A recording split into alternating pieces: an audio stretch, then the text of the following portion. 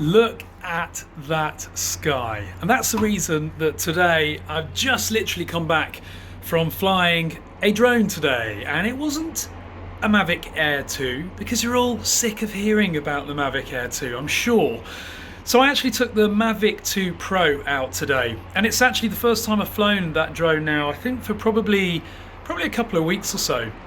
And I just thought, well, it's been sat there, let's charge the batteries up, let's get the smart controller out. God, I love that smart controller. Let's get it in the air and just see how it feels.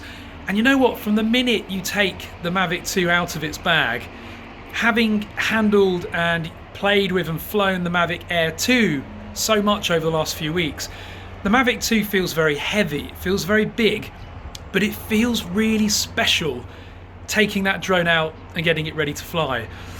I love the Mavic Air 2, I really do. I think it's a great drone. But the Mavic 2 has some sort of presence about it that the Mavic Air 2 doesn't. Now, understandably, the Mavic Air 2 is a more of a mid-range drone. The Mavic 2 Pro is a prosumer almost drone, and it certainly has a price tag of a prosumer drone. And getting that thing up in the air, I think it's quieter. Maybe I need to do a sound test between the Mavic 2 and the Mavic Air 2, but actually I was shocked at just how quiet that Mavic 2 was in the air. It's an enthusiastic bird, wasn't it? But yeah, and then just flying it in general, flying it away, using it, and it's just it has a real presence in the air, and you really feel like you're flying something special.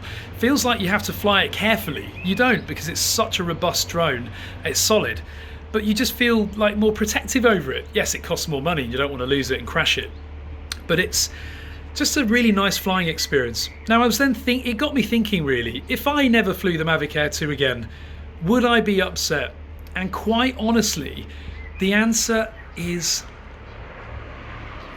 no. Now, Mavic Air 2 I've grown to love, I really have, honestly, but the Mavic 2 Pro is just lovely. I love the camera on it, I love the way the video looks straight out of that beautiful 1-inch sensor. I love the fact that it has sideways obstacle avoidance, so that if I am using active track, even though it hasn't got APAS 3.0, at least I know that it's not going to crash into something with side obstacle avoidance. I love the size of it. I love the fact that it's much more visible at distance and at range. So when you're flying, you must keep the drone in line of sight, and you can with the Mavic 2 because it's bigger. And it's a funny one, isn't it? I really enjoyed flying that drone today. I've got some lovely videos coming out as well with the Mavic 2 Pro, because I feel mine's been a bit neglected, and I think the videos on YouTube have neglected it a bit as well. It doesn't really get a mention since the launch of the Mavic Mini and the Mavic Air 2. So look out for those videos. One will definitely make you chuckle a lot, hopefully. But anyway, so I see the question constantly, would you buy the Mavic Air 2 or the Mavic 2 Pro or the Mavic 2 Zoom? Right now, the Mavic 2 is expensive, it's more expensive, but I would buy it instead of the Mavic Air. I don't need a small drone, I've got the Mavic Mini for that.